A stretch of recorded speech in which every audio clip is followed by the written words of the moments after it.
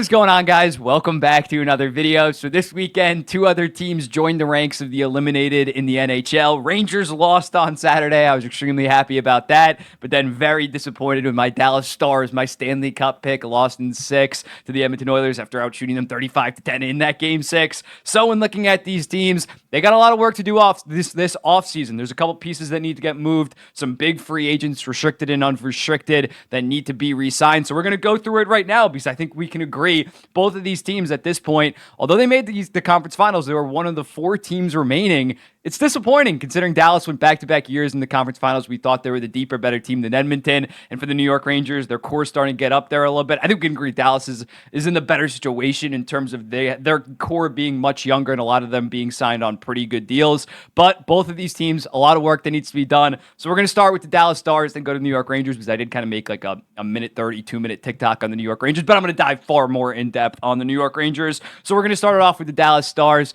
When looking at the Dallas Stars, they have roughly $16 million in salary cap. I'm going to say that they have 19.25 because I think they're going to move off Radek Foska. When looking at him, he only had like 17 points this season, was healthy scratch during the playoffs. You can't be paying that guy $3.25 million next year. So I'm going to be under the assumption that they have $19.25 million.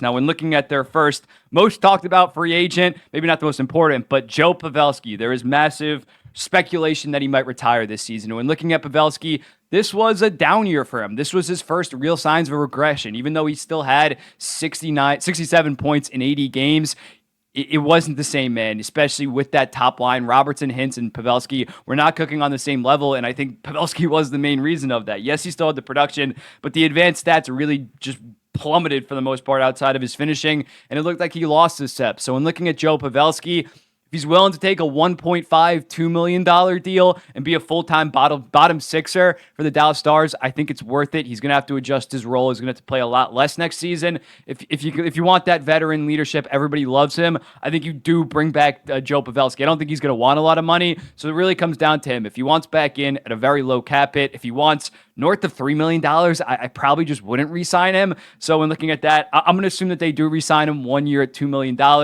But Joe Pavelski is not the same player as he's been in prior years. When looking at Matt Duchene, this is a very interesting one because Matt Duchene still is a high-level player. 65 points in 80 games, much better underlying numbers than a Joe Pavelski. Massive to the Dallas Stars in terms of bringing him in on a 1-year deal at $3 million. However, I think Matt Duchene's probably going to walk. I think you probably let Matt Duchene walk, considering he is 33 years old, considering he's going to go from making $3 to probably $6 to $7 million, and some team is going to give him a 4 to 5 year deal. If you're the Dallas Stars, I'm not sure, even though he can be a 65, 70 point guy the next 2 to 3 years, I'm not sure you give him big money with the guys that we're going to get to that they do need to re-sign down the line. I would probably lean towards not re-signing Matt Duchene, especially considering when looking at it next year, the lineup that they're going to roll out, you're not going to have Maverick Bourque be in the AHL yet again, or playing a fourth-line center role. I think you roll out with Hintz as your number 1 center, Wyatt Johnson as your number 2. Wyatt Johnson might even like pass for Hintz. I don't think that could happen, but they're your top 2 centers. And then you give Maverick Bourque the third line. I think Maverick Bourque is ready. He was an AHL, one of the best players in the entire AHL. He's going to be 22 years old next season. I think you have Bourque and Stankoven on that third line. You don't throw him on the fourth line and then pay Matt Duchene. Matt Duchene will be your third-line center next year if you bring him back. I don't think you give Matt Duchene $6.5 million at 33, 34 till he's 38 to be your third-line center. The playing time's not going to be there. You move on. You say thank you. The 1 year, it was one of the best 1-year signings I can think of in recent memory, but Matt Duchene probably is on his way out and is probably going to go to like a tweener team. He's good. He might actually just go to a contender, but I don't think, considering the term in AAV that he rightfully so deserves after having this bounce back year, that he really fits in their long-term plans in terms of the Dallas Stars. However, Chris Tanev, I probably would look at bringing him back just because Matt Duchene is a little bit of a unpredictable player in the sense that he goes up, goes down. He has why am I blanking on the name? He's very volatile. He's a volatile player. It wouldn't surprise me if next year he only has 45, 50 points. Chris Tanev, though, even though he is 34 years old, this guy is about as consistent as it comes in terms of being a very, very good defensive defender. So when looking at him, I think he is going to age well the next 3 to 4 years. You offer him a 3 to 4 year deal at around $5 million. See if he wants to stay. See if he wants to contend. I could also see him leaving for for like a bigger bag like a Matt Duchene, but I think he might be willing to stay. I think you got to re-sign him considering Nils Lundqvist hasn't really panned out. He's going to be your second pair guy with Vanessa Lindell. You wait until Liam Bichelle, their 2022 first-round pick, is ready to go. It's not going to be for another 2 to 3 years. So I think they attempt to re-sign Chris Tanev. I think Chris Tanev is a massive add for them. If they can, 3 years, $5 million, I think that'd be perfect work by Jim Nill in re-signing Chris Tanev. Now, when looking at their restricted free agents this offseason, Thomas Harley's an interesting guy considering regular season 15 goals, 32 assists, 47 points. Did kind of fall off, didn't really produce that much in the playoffs. Only 4 assists in 19 games. Did not really rise to the occasion like a Miro Heiskanen has. So I would probably go down the route of bridging a Thomas Harley for the next 3 to 4 years, like basically put him on the same timeline as a Chris Tanev. You give him 3 to 4 years, or 2 to 3 years at $5.5, $6 million. Again, Texas, Dallas does have that advantage of being a no state income tax, so you get a little bit. 5.5 there is roughly 6.2. So when looking at Thomas Harley, I think bridging him is probably the right choice. It was a fantastic year. Again, 47 points as basically a rookie. He did play 2 years ago, like 30 games, but I'm not sure you're ready to bet on him and give him a 6, 7, 8 year deal north of $6.57 million. And even if he does play fantastic during this bridge deal, he's never going to pass Miro Heiskanen in terms of the number one. So even after that 2 to 3 year bridge deal is up, he's not going to be worth $9-10 million, considering Miro Heiskanen still is their number one guy, and he's the top 5 defenseman in the entire NHL. If Thomas Harley turns into a top 5 defenseman over the next 2 to 3 years, Dallas probably wins the goddamn Stanley Cup. So I think Thomas Harley, you bridge him over the next couple of years, and then you give him that big deal once the Sagan and Ben deals are both fully off your books. Now, when looking at another guy that's eligible for an extension on July 1st, that would be Wyatt Johnston. He's under contract next year for his ELC, so you're only getting him for what, $900,000. But I think with Wyatt Johnston, you do give him this big deal. I think you lock him up on an 8-year, $8.5 million. When looking at it, Jamie Benn's $9.8 million cap hit. He has 1 year left on that. So basically, Ben goes from making $9.5 million probably down to 4 or 5. You give Ben like a 4-year, $4.5 million deal, and Wyatt Johnston kind of takes some of that cap from that. I think you lock up Wyatt Johnston because I think it's really realistic after having 32 goals, 33 assists, 65 points this year as like a third line center, and on top of it, in the playoffs, going for 10 goals, 6 assists, 19 points. I think it's possible that he absolutely explodes this regular season, is a point per game guy, and then he says, yeah, I want that 8-year, $9.5, $10 million. I think you lock up Wyatt Johnston now at 8.5. It might be a little bit tough to fit considering Robertson's going to need a deal soon, and we're talking about Hartley, but I think they can make it work. And if Wyatt Johnston continues to develop like we think, by year 3 of that deal, he's going to be a $10.5, $11 million guy. I think you lock him up and instead of trying to bridge him and cheap out and then eventually get burnt on that. So that's what I do with Wyatt Johnston. Now, when looking at Tyler Sagan and Jamie Benn, you can't buy him out. This really shocked me when looking at their buyouts. The top one's Tyler Sagan. He has 3 years left at 9.85. You basically save no money. Well, the first season you save like $2 million. It makes no sense. Tyler Sagan's still $5.56 million player. Actually, let's go back to Ben, and Ben's basically the same. You save $700,000. It's because they have no base salary left on their deals. Their base salaries were very front-loaded, so buying it out doesn't save a lot. So they're not going anywhere. They are not going anywhere. Maybe you could trade Ben, but you'd have to attach so many assets. Jamie Benn and Tyler Sagan are still like $5.5 to $6 million players that it's not worth it to completely move off their cap hit. They're perfectly fine in that sense. So for the Dallas Stars, I think you let Matt Duchene walk. You give Chris Tanev a 4-year deal at around $5 million. Thomas Harley, let's say a 2 to 3 year deal at $6 million. Pavelski, 1 year, $2 million. And then on top of getting rid of Radek Foska, when looking at what that would be, they'd have another $6.2 million to re-sign guys like Sam Steele, like Ty Dellandrea, Yanni Hakanpää, and Nils Lundqvist. So they just be running back the same team, which I think we can agree. Dallas, if they got better special teams against the Edmonton Oilers, we're talking about them probably being in the Stanley Cup final. There's not this massive wholesale change that Dallas can really go through. They got to let one of the guys walk this summer, whether that's Duchene and Tanev.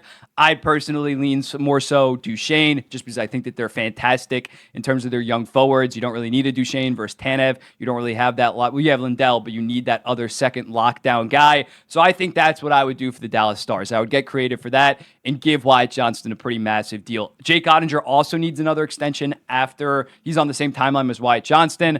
I would probably shell out 6-7 years at $6.57 million for Jake Ottinger if he's willing to do that. I think Jake Ottinger is probably going to play out this year, considering he didn't have that good of a regular season, but he played pretty good in the playoffs. If he has a good regular season next year, he could be looking at an 8x8, but that's what I'd go with for the Dallas Stars. Now, when looking at the New York Rangers, the Rangers have about $11 million in cap space, and just right off the bat, we can't be discussing the big three getting traded. Their core three, in terms of the guys that have been around for a while. Panarin, Kreider, and Zibanejad, they're going nowhere. Zibanejad's on a pretty bad contract at 6 years at $8.5 million left. He has a full no movement clause.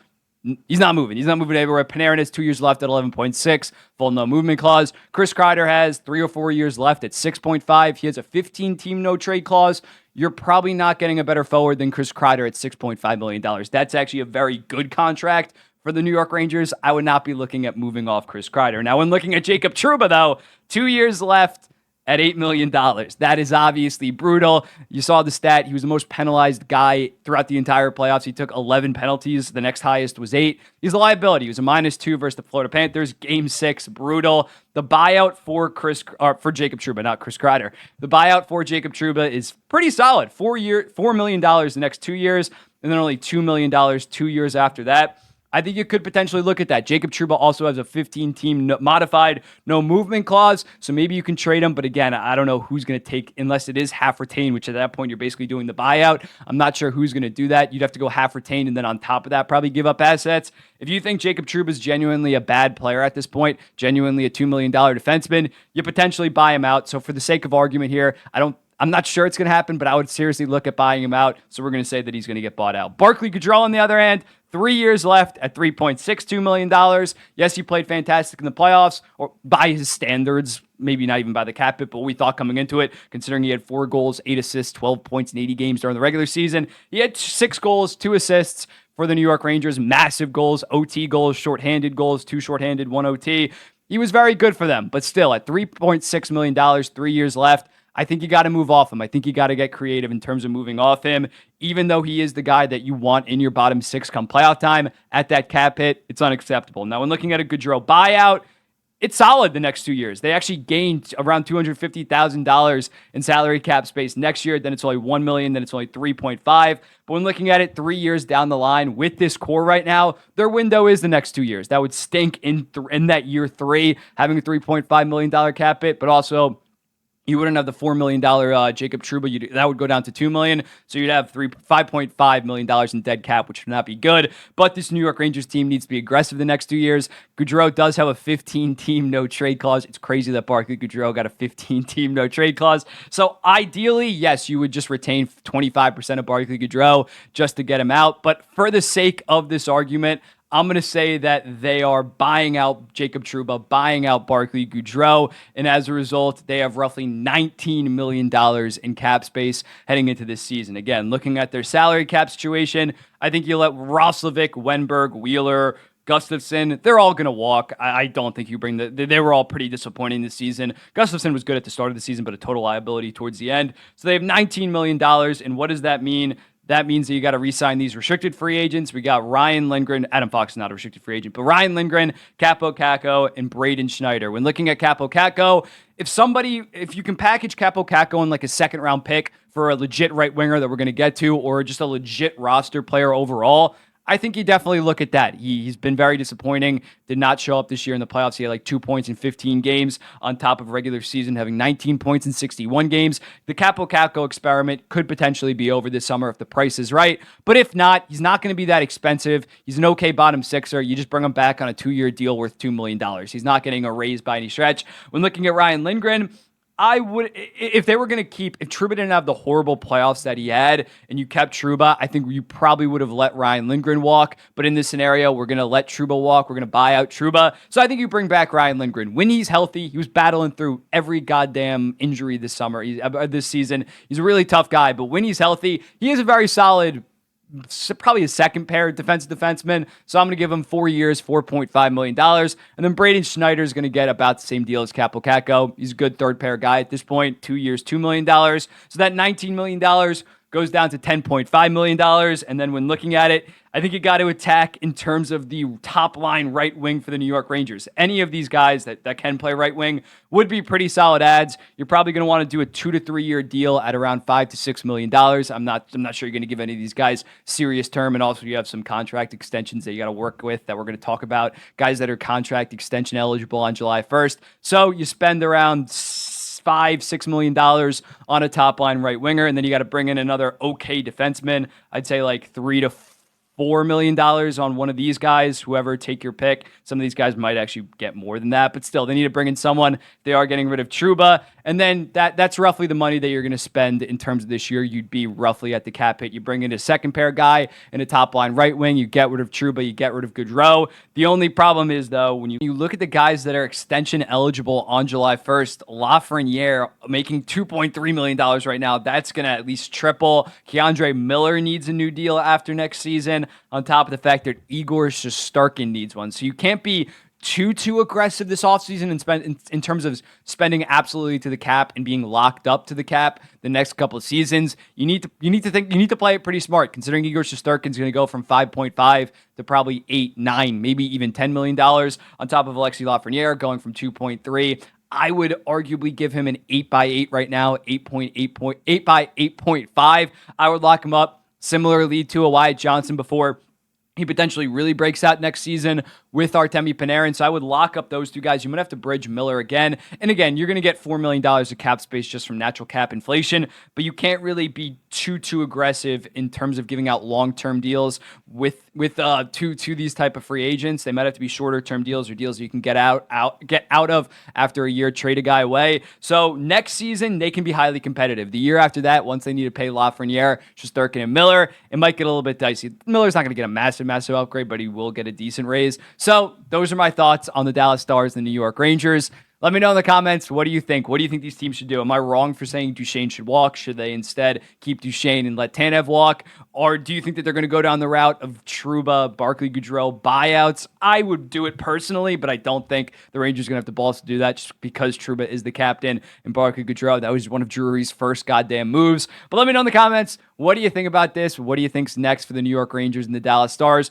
Again, both of these teams are going to be in the playoffs next year. They're going to be high-level contenders. It depends what kind of changes they make this season and at next year's deadline. Neither of these teams traded their first-round pick at this year's deadline. Not saying that would have been the massive difference in these series, but it's going to be very interesting to see how these teams look next year. Let me know in the comments, what do you think? I'll be seeing the next one.